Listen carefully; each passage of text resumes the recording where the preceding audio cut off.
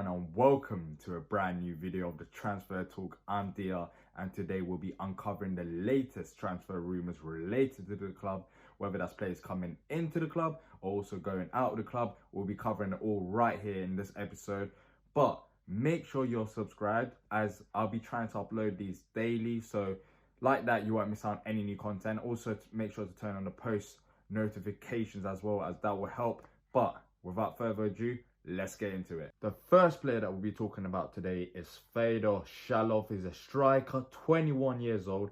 According to Daily Mail, Palace and Brighton are looking to battle Chelsea in a bid to land Shalov from CSKA Moscow.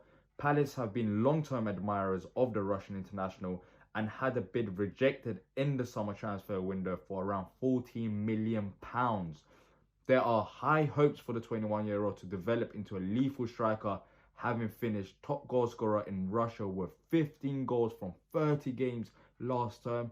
This season, in all competitions, he's made 27 appearances and has scored 6 goals and picked up 2 assists. How do I feel about this? So, in all honesty, I'm not too sure for 2 reasons. So first of all, I'll go into the clubs involved, Brighton and Chelsea. Brighton don't scare me as much, but I think the Chelsea fact that we have to consider it and we have to take it seriously. They are a bigger club than us, and I assume that it would be more appealing for Shalov to join Chelsea. However, that also depends on what Shalov wants, because it seems like if he does join Chelsea, he'll be more of a backup option to Tammy Abraham. And does Shalov prefer the money side of things, or does he actually want to join the Premier League and have game time? I'm not too sure. You know that how the game has changed. Some players are after money, some players do actually want to play. So that's one factor to consider.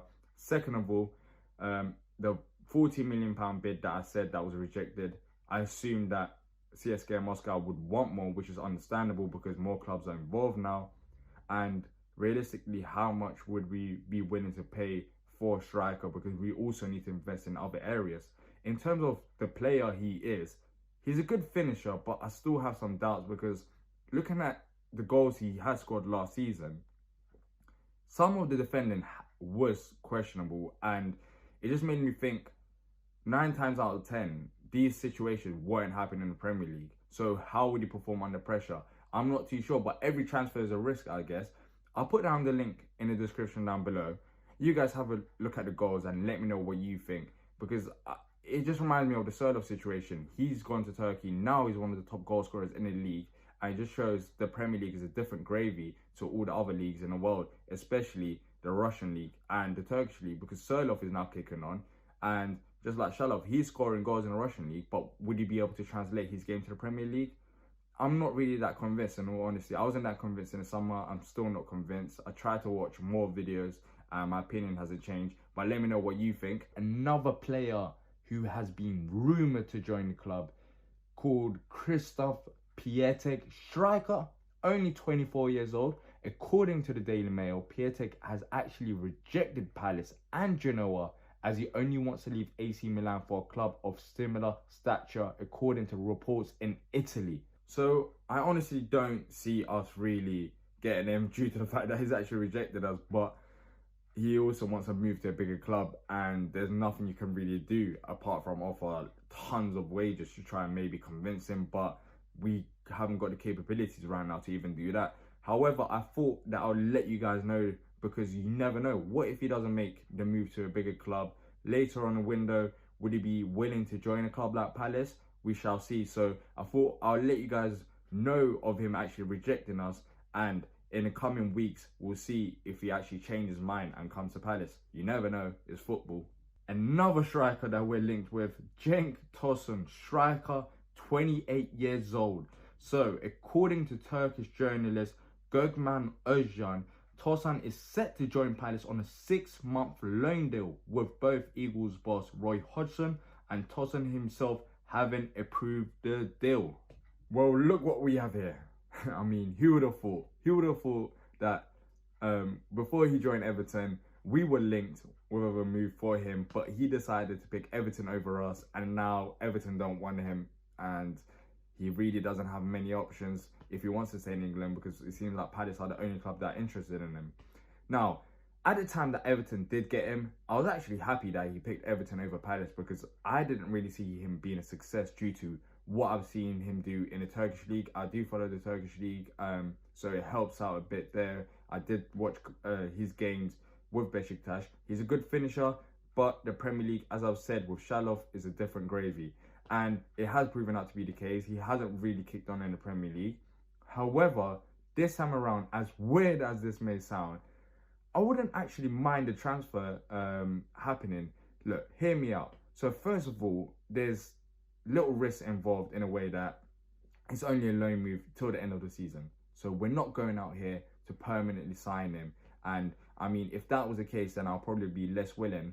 But yeah, it's till the end of the season and he wants to stay in England. He wants to prove himself because he's also got the option to go back to Besiktas because they do actually want him, but he wants to stay here. So this would be the perfect opportunity for him to actually kick on. And if it happens now, then it will happen. But if it doesn't happen now, then it probably won't happen ever.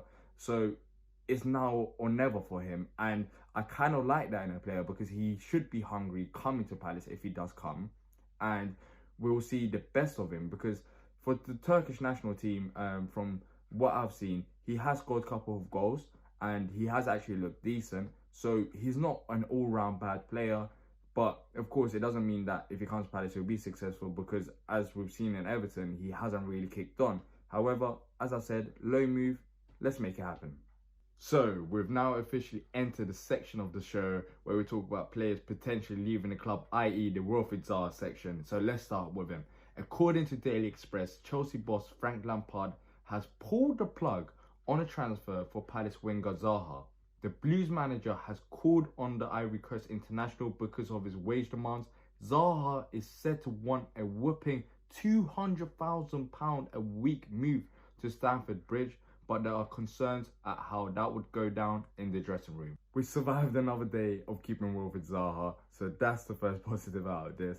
But jokes aside, if you have seen Chelsea this season, there seems like there's genuine unity between Frank Lampard and his players. He seems like he's built up a relationship with all of them. You could see after the game. So this story in a way is believable because the reports are also suggesting that what Zaha wants, only around 2 Chelsea players earn that. So by him coming into the club and earning that much money, I mean, it could cause upset in the changing room. So it does make sense why Frank Lampard wouldn't want to disrupt that because everything has been going well so far. And this is a positive for us. I mean, we get to keep Wilfried Zaha, but whether the story is reliable or not, I'm not too sure because there's also reports suggesting that Chelsea are closing in on him, but we'll keep an eye out on this on the coming days. That's it for today. Thank you for watching the video. If you have enjoyed it, please leave a like down below as it helps out a lot. And until next time, up the Palace.